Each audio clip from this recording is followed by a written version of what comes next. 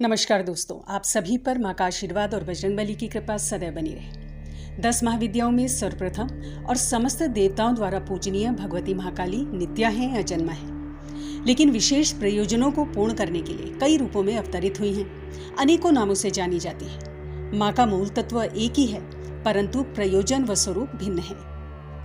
माँ के अलौकिक और विभिन्न स्वरूपों में महाकाली, आद्य शक्ति, आद्या महाकाली, महामाया और माँ काली ये प्रमुख स्वरूप है। और माँ के इन्हीं स्वरूपों के बारे में आज हम इस वीडियो में बात करेंगे और साथ ही जानेंगे इन स्वरूपों से जुड़ी बेहद महत्वपूर्ण जानकारी। दोस्तों, माँ के भक्तों के लिए आज की वीडियो बेहद खास है, बेहद जरूरी है, क्योंकि माँ से जुड़ी महत्वपूर्ण जानकारी के ऊपर आज हम इस वीडियो में चर्चा करेंगे, जिसका ज्ञान माँ के हर भक्त को होना बेहद जरूरी है। सबसे पहले हम बात करेंगे माँ महाकाली की।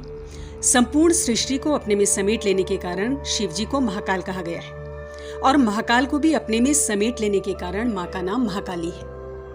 उनके इसी स्वरूप को आद्या महाकाली भी कहते हैं।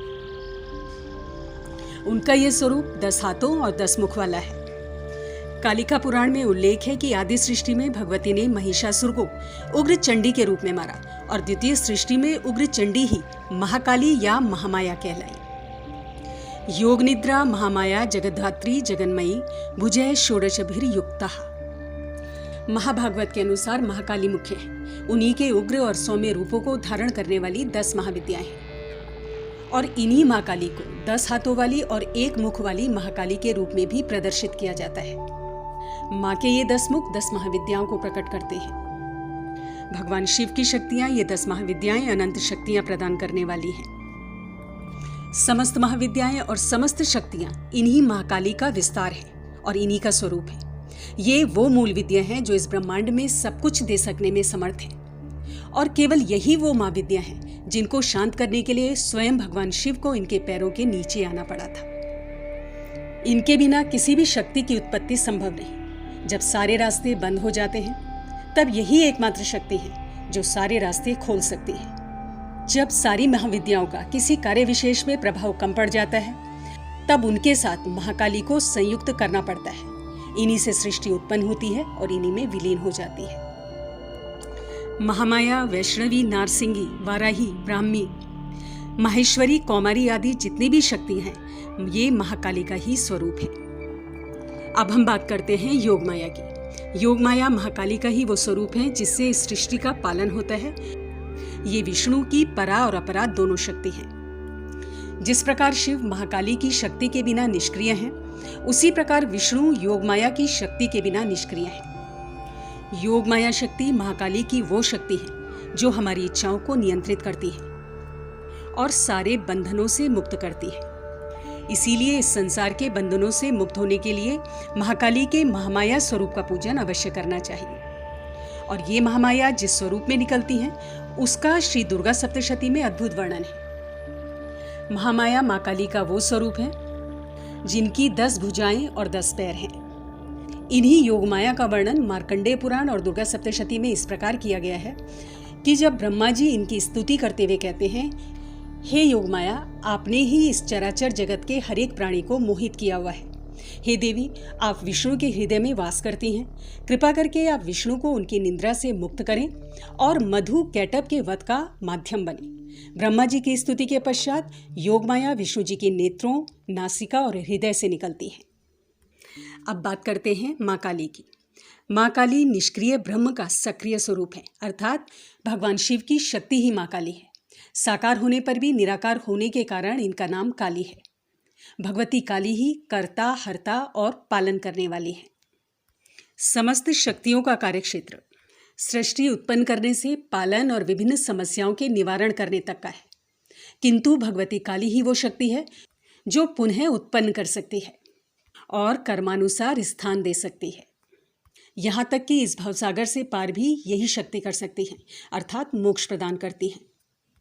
यही मूलाधार की अधिष्ठात्री हैं जिनके बिना न जीवन उत्पन्न हो सकता है न ही सृष्टि। चाहे वैदिक ग्रंथ हों, शास्त्र हों, तांत्रिक मंत्र हों या शाबर मंत्र हों, कोई भी साधना पद्धति हो, माँ काली हर जगह उपस्थित है। हाँ, स्वरूप और नाम अलग हो सकता है और यही काली पौराणिक ग्रंथ मार्कंडेय पुराण के दुर्गा सप्तशती में माँ दुर्गा के स्वरूपों में भी है। इनकी उपस्थिति निगम में भी है, सभी आगमों में है। इनकी उपस्थिति वेदों में भी है, ज्योतिष में भी है और तंत्र में भी है। यही श्यामा के रूप में भी पूजी जाती हैं और यही कामाख्या के रूप में भी पूजी जाती हैं। यही दुर्गा रूप में भी पूजित हैं और यही श्री विद्या के रूप में भी पूजी जाती हैं। यही रुद्र के संग संयुक्त होकर रुद्र काली कहलाई जाती है। कालिका पुराण की एक कथा के अनुसार एक बार हिमालय पर स्थित मतंग मुनि के आश्रम में जाकर देवों ने महामाया की स्तुति की। स्तुति से प्रसन्न होकर मतंग वनिता के रूप में भगवती ने देवों को दर्शन दिया और पूछा, तुम लोग किसकी स्तुति कर रहे हो? उसी समय देवी के शरीर से काले पर्वत के समान वर्ण वाली एक और दिव्य नारी शरीर प्रकट हुआ। उस महातेजस्विनी ने स्वयं ही देवों की ओर से उत्तर दिया कि ये लोग मेरा ही स्तवन कर रहे हैं। वे काजल के समान काली थी और उन्हीं का नाम काली पड़ा। दुर्गा सप्तशती की एक कथा के अनुसार शुंभ निशुंभ के अत्याचार से दुखी होकर देवताओं द्वारा हिमालय पर देवी सूक्त द्वारा देवी की स्तुति करने पर गौरी की देह से कौशिकी प्रकट हुई। कौशिकी की देह से अलग होते ही अम्बा पार्वती का स्वरूप कृष्ण हो गया, जो काली नाम से विख्यात हुआ। और इन्हीं काली को नील रूपा होने की वजह से तारा भी कहा जाता है। काली विलास तंत्र में काली की परिभाषा इस प्रकार दी गई है, प्रेतस्थाम च महामायाम रक्त पद्मासन स्थिताम, अर्थात लाल कमल के आसन पर बैठी काली महामाया का रूप है और प्रेतों को अर्थात निश्चल प्रकृति को, ब्रह्म को चेतना देती है। तो दोस्तों, ये थी माँ महाकाली के विभिन्न स्वरूपों से जुड़ी बेहद जरूरी जानकारी और मैं आशा करती हूँ कि आप लोगों के संशय अवश्य दूर हुए होंगे। अगली वीडियो में बहुत जल्द मिलती हूँ। तब तक के लिए आप अपना ध्यान रखें, स्वस्थ रहें, खुश रहें, मस्त रहें। जय माता दी, जय बजरंगबली।